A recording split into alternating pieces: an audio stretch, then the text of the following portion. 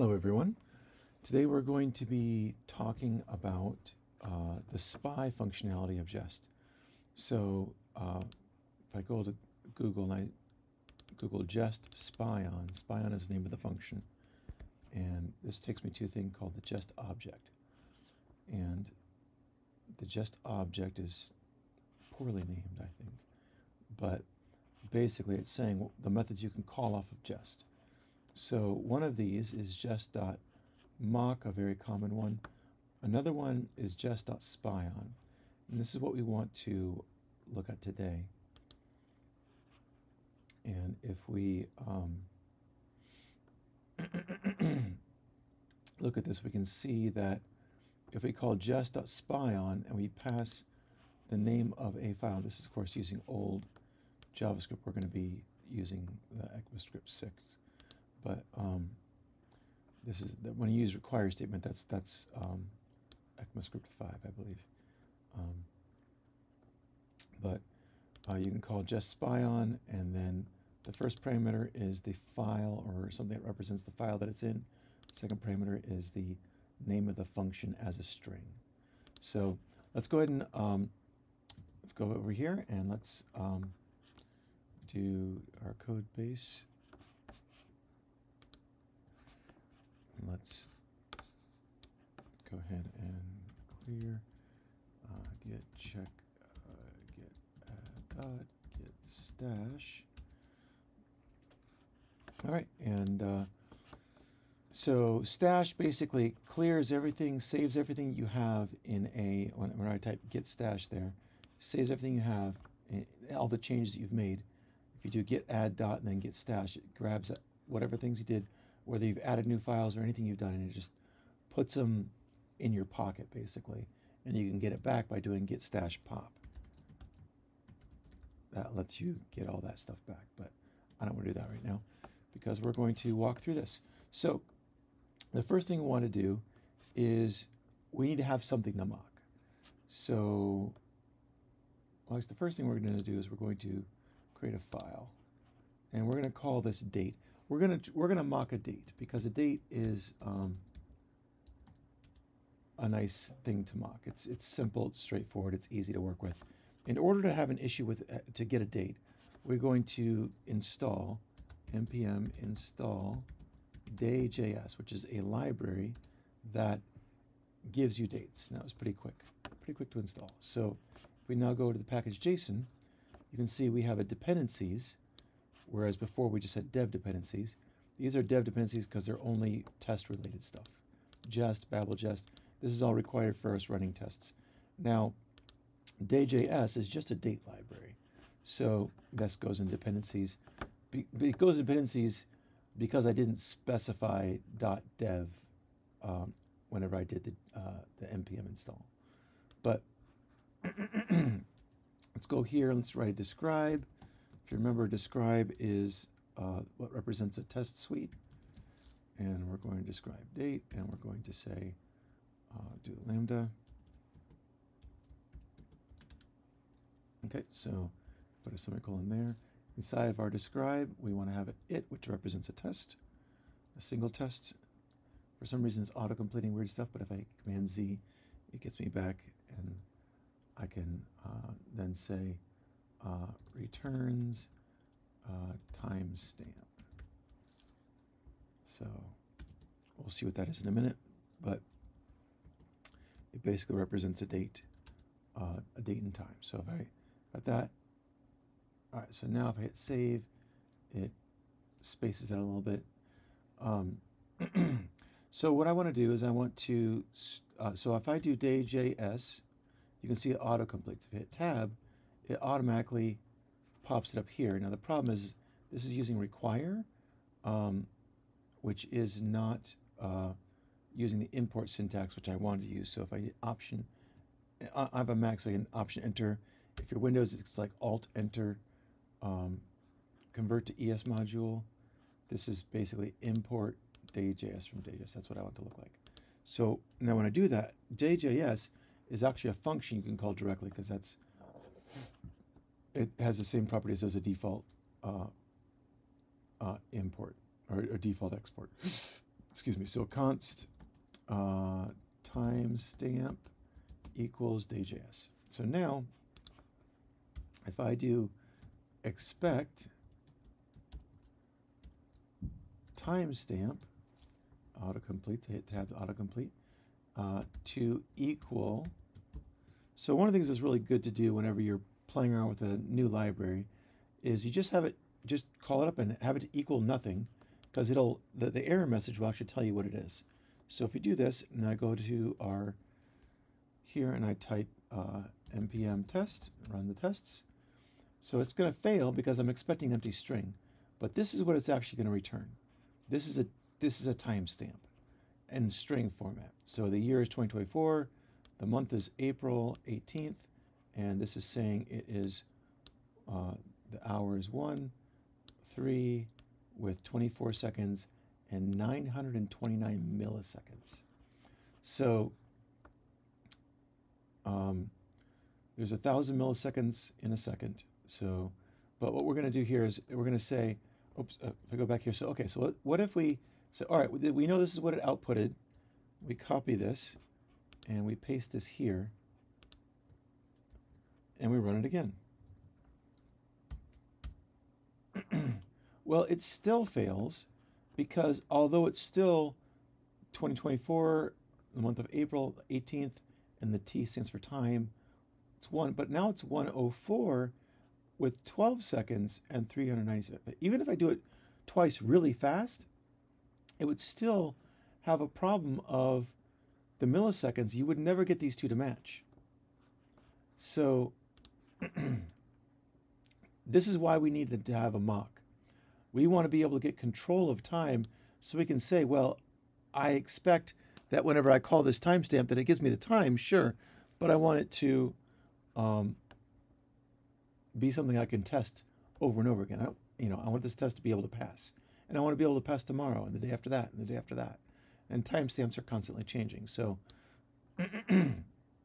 so now if I do the way that I would use the SpyOn function is I type jest.spyOn,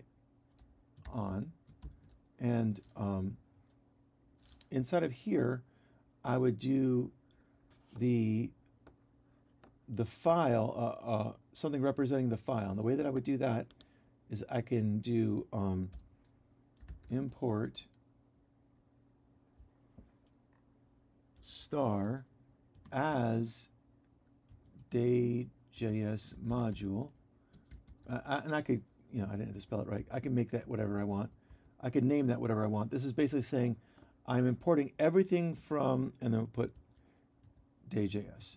So I'm saying dayjs is a file at the end of the day, and if I can go there by holding Command or Alt, and when you see it hovers over it, has it underlined. If I click on that now, I can actually look into the dayjs file.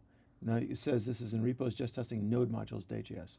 So this is in my node modules folder right here, and if I were to drop in here, I could actually find dayjs in here and all the things that I have now, because lots gets imported for anything to work really. LMN. Oh wait, no, D was a D. A, B, C, D. There it is, dayjs. So I can go in here and I can find things in here, but but this is basically the file that it's saying, and it's saying that it has an export here at dayjs.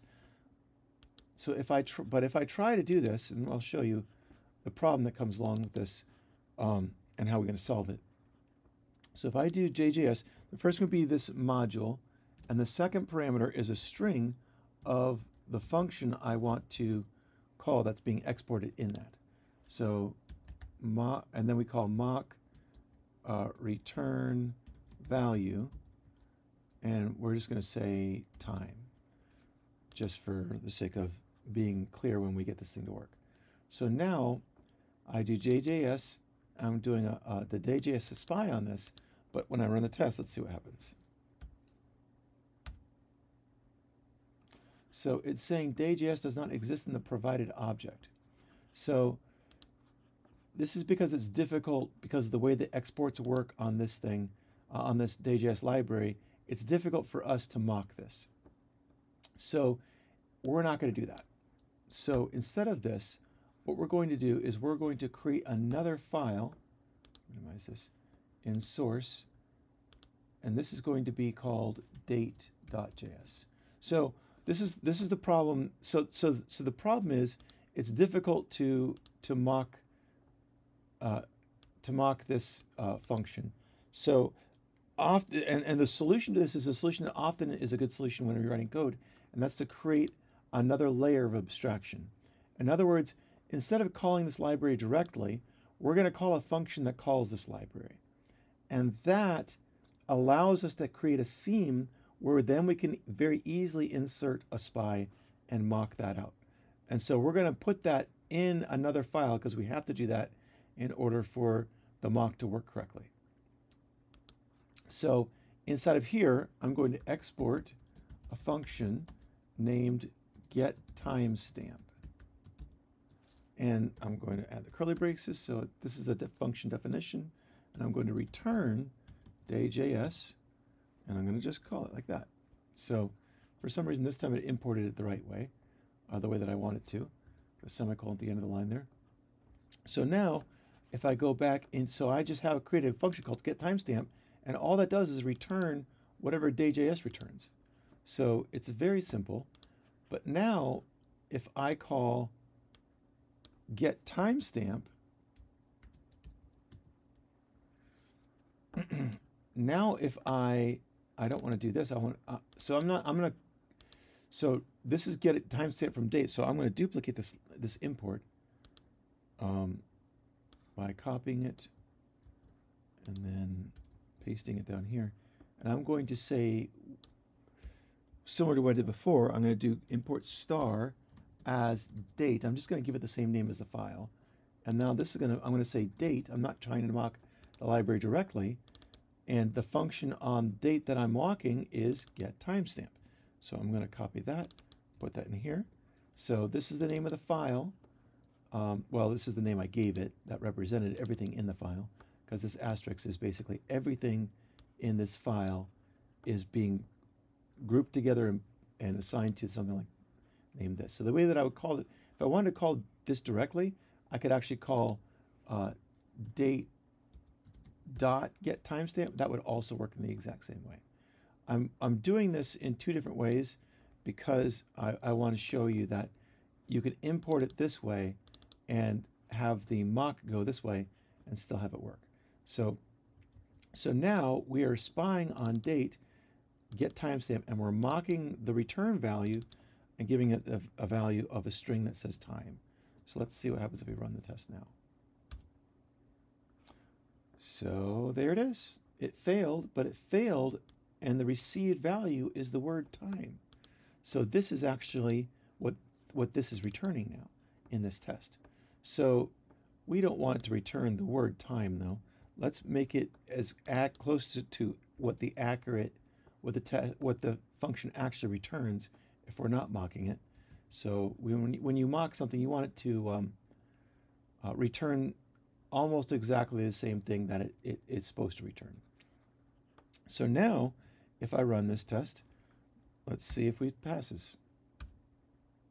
And it does. So now we've taken this getTimestamp function, and we have mocked the return value of it. So now this is not very useful. This is not the kind of thing that you would ever need because basically we're mocking the very thing we're testing, which is, you don't want to test your mocks. All we're doing is we're testing that our mock works, right? But the purpose of that is so that we could show you how to mock something. So, but let's say you really have a situation you need to mock something. So in this case, you would not ever really just mock a timestamp by itself. You would say you had a function that user, and we had a get user function, and that get user function returned something. So let's go back to dayjs. Let's say export function get user, And that matches the function that we have here in our test. Actually, close this guy. Close this guy. So we have this get user function here. Now we haven't imported this, so, and this is going to be right next to date. So if we do get user, because they're both in the date file, you can do curly brackets and you can put them side by side. So now we're exporting both get timestamp and get user. And let's say here we wanted to return an object that had a name of a user like Anna, and then of account start, and this is going to be dayjs or get timestamp. So we'll call that. So now we're saying we're calling get timestamp here, and we are returning a timestamp here. So let's go back here, and we'll say get user, and we'll do another to equal expect user dot to equal, and inside of here we say to equal an object that has name of Anna and the start time, what did I call it? Account start. The account start of, and we'll say we want to be the same thing as this. So now if we run the test, this isn't going to work, but I'm going to show you why. So now if you look at this, wait, this isn't the mocked time. This is 14 minutes later. So this was 3 minutes, this is 14 minutes. So this is not being mocked at all. The time is not being mocked anymore. So why is get timestamp not being mocked here, but it is being mocked here? Well,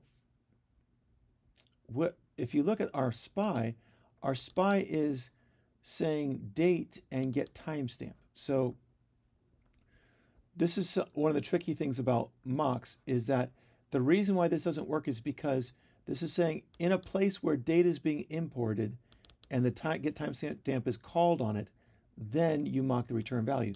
The problem is in here where we're calling get timestamp, data is not imported because we're in the date file. So in order to get this to work, what I would need to do is I would need to cut this, do Command X to cut that out of here, and move it into another file where I would have to import get timestamp. So if I do an import at the top of here, import and get timestamp, and it auto completes for me if I hit tab. So now I'm importing get timestamp from date over here. So although I'm not importing it in the test directly, I mean, I am, but it doesn't matter that I am. The get user is not being imported there. Now get user is not being imported from date anymore because it doesn't exist in date, because I deleted it out of date. So that's not going to work anymore. So if I go back to here, I've got to get rid of get user from here. And if I save that, that cleans itself up. And now if I want to import, I can import, paste that there, get user. If I actually do this and I do tab, it auto completes for me. Now it says it recognizes that's an app. So this is an app.js, and now I'm exporting the get user function from app.js. So now if I run the test, let's see if it works. And it works. So the reason why that worked is because in app.js, there's an import for get timestamp from date, but that and the get timestamp is what we're actually needing to mock. And so when we're doing get inspire as date, import star as date, and then we're doing this mock of or spy on get timestamp, what makes it a mock is when we call this mock return value off of that. This is called chaining methods. If you call a method off of another method, it's because this method returns an object that you can call another method on. But But so that's how that works. So now another interesting thing we can do is that we can actually look at the spy. So if we do this, we can actually say expect